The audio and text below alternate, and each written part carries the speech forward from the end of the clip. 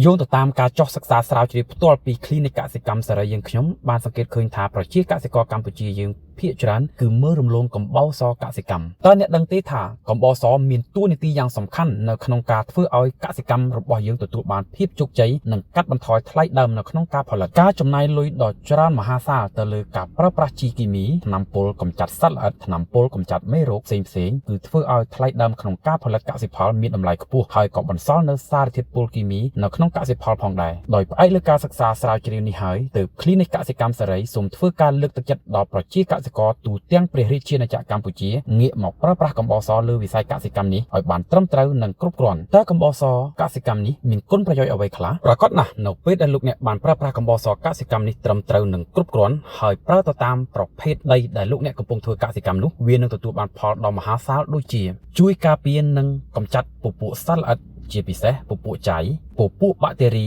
អាក្រក់ដែលមាននៅក្នុងដីក្នុងទឹកជួយរក្សាលំនឹង pH និងបន្សាបជាតិអាស៊ីតជួយពង្រឹងកោសិកាឫសដំណាំនិងធ្វើឲ្យឫសដំណាំរឹងមាំបឺតស្រូបសារធាតុចិញ្ចឹមបានល្អជួយបន្សាបអាម៉ូញ៉ានិងក្លិនស្អុយឆ្អេះឆ្អាបជួយការពារដំណាំមិនងាយទទួលរងនឹងការកើតរោគជាពិសេសពពួកមេរោគក្រាក្នុងដីសរុបជារួមនៅពេលដែលយើងប្រើប្រាស់កំបោរសកសិកម្មត្រឹមត្រូវនិងគ្រប់គ្រាន់នោះដំណាំរបស់យើងលូតលាស់ល្អធ្វើការបឺតស្រូបជីនិងសារធាតុចិញ្ចឹមបានល្អជាពិសេសកោសិកាឫសរឹងមាំមានភាពធន់ទៅនឹងការប្រែប្រួលធាតុអាកាសជាពិសេសនោះគឺដំណាំមិនងាយទទួលរងការវាយប្រហារពីពួកសត្វល្អិតនិងមេរោគបញ្ជាក់ដើម្បីប្រើប្រាស់កំបោរសឲ្យបានល្អត្រឹមត្រូវនិងសន្សំសំចៃថវិកានោះសូមធ្វើការពិនិត្យដីរក pH ឲ្យឃើញជាមុនសិននិងបែងចែកថ្នាក់ដំណាំទៅតាមប្រភេទដីនិងប្រភេទ pH ដែលដំណាំត្រូវការ Clinic កសិកម្មសេរីទទួលពិនិត្យដីស្វែងរក pH ដោយឧបករណ៍ជប៉ុនដែលមានភាពសុក្រឹតបំផុតចំពោះការពិនិត្យ pH ដីនេះមិនតម្រូវឲ្យមានការបង់ប្រាក់នោះទេសូមធ្វើការទំនាក់ទំនងមកកាន់ប្រព័ន្ធលេខទូរស័ព្ទ Telegram ខាងក្រោម012